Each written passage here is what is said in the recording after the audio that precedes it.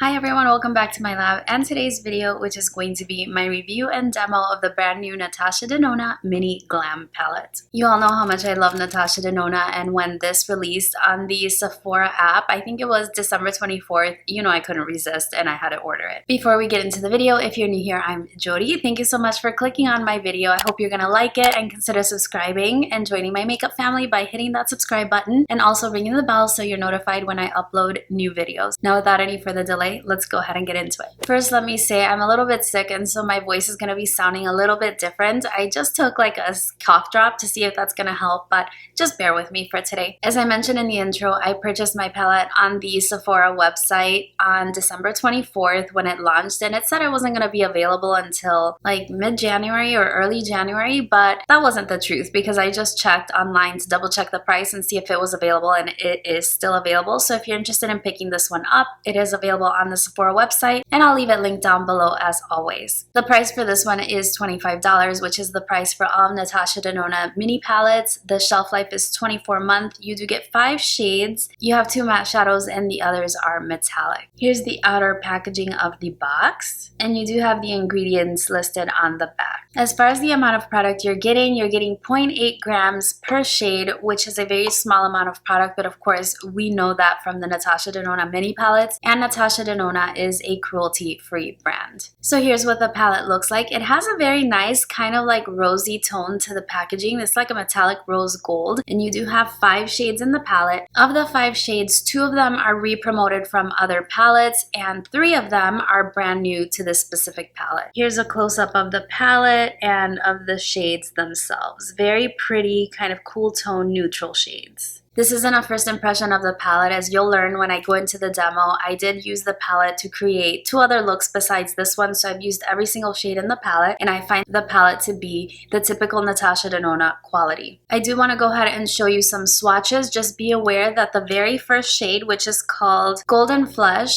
that one did make an appearance in one of her larger 5-pan palettes, as well as the Natasha Denona Green Brown palette, and the other re-promoted shade is the shade Seed, which is the 4th one, and that one I believe is in the Natasha Denona Biba palette. In general, the quality here is really good, so if you're trying out Natasha Denona for the first time, I think you'll find that this is the same quality you'll find in her typical larger palettes, and it's a nice introduction to the brand if you enjoy cooler tone or neutral tone makeup. This is something that was kind of needed in her line because she has done a lot of warm neutrals lately, and there's been a bit of a pickup in interest in more cool tone shades, and I'm trying, even though generally I prefer warmer tones or more neutral tones because my undertones are just very warm, and sometimes very, very cool tone shades can wash me out a little bit. But in the 3 looks that I've created with the palette, I really enjoyed 2 of them, and the 3rd one I didn't, but that was my own fault. I'll explain that later. Let's go ahead and get into the demo of how I created this eye look. It's a very simple, everyday wearable look, so I hope you're going to enjoy that one. This is the 3rd look I'm creating with this palette, and the first one I hated, the 2nd one I liked, and I like this one a lot too. I'm going in with the shade Harlow, and I'm applying this in my would-be crease, also in the outer part of my lid, and I'm running it underneath my lower lash line as well.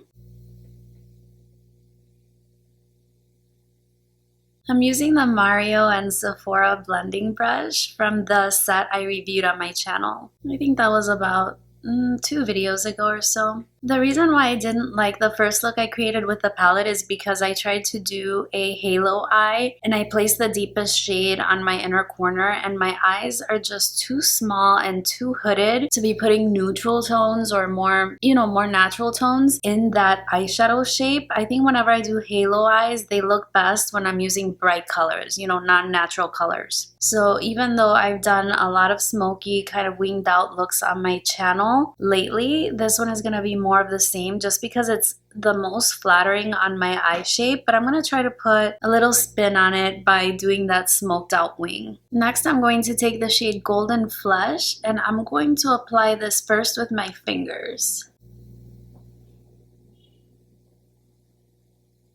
Once I'm satisfied with the color intensity, then I'm going to take a Real Techniques. This one is a 306, and I'm just going to blend out the edges in pretty much all directions.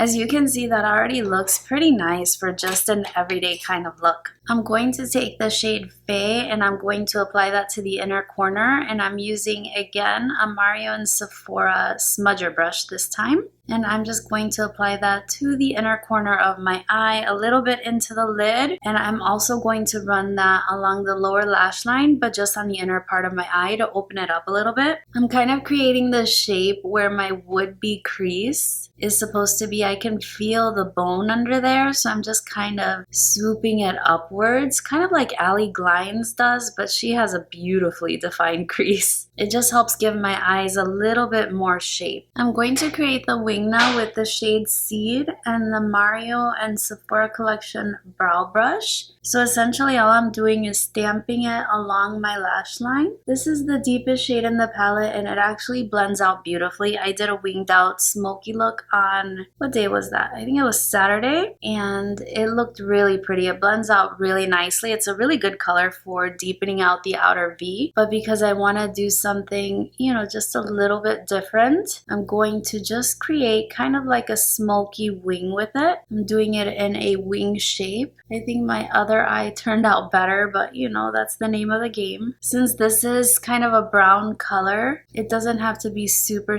clean like if you were working with a liquid liner. It still looks good. And I'm keeping the darker part, you know, the thicker part on the outside of my eye, just to again not close it off. That's roughly the shape that I want, and I'm just going to stamp this along my lower lashes and get it to connect with the top. Again, I'm not gonna apply this all the way to the inside part of my eye. I don't want to close it off. So I'm just going about halfway right underneath my pupil. My other eye definitely came out better, but that's okay. It's harder to film the looks on camera, but I think you get the general idea from that. So that was the shade Seed, and I'm gonna go back in with my blending brush and the Harlow shade, and I'm just going to run that along the lower lash line and along the upper crease as well, just to give me a little bit of that smokiness on the outer edge. This also smokes out that wing a little bit more, so it's okay if it's not perfect. So that's the finished look. Oh wow, it's windy outside. And I'm gonna finish it off with a little bit of Marc Jacobs eyeliner. This one is in the shade Earthquake. I'm just going to apply my two favorite mascaras, Stila and the MAC. And today's lip color is one of the Smashbox Always On liquid lipsticks. This one is in the shade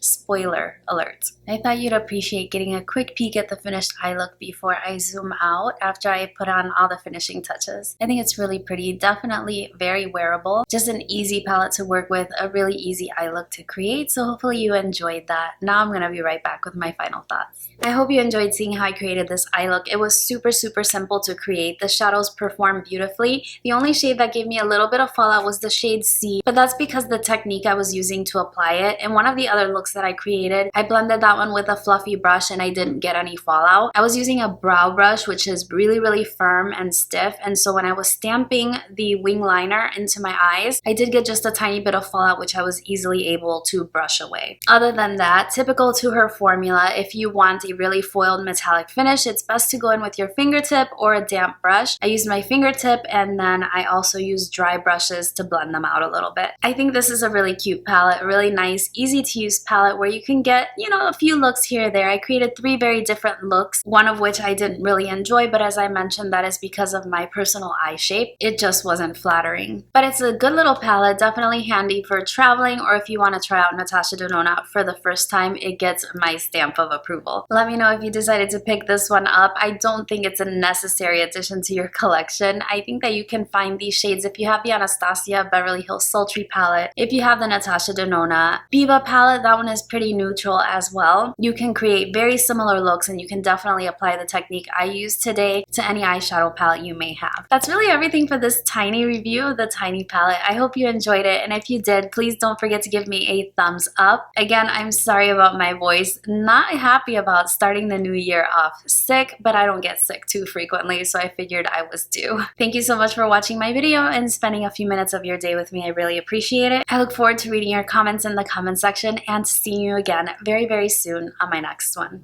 Bye-bye.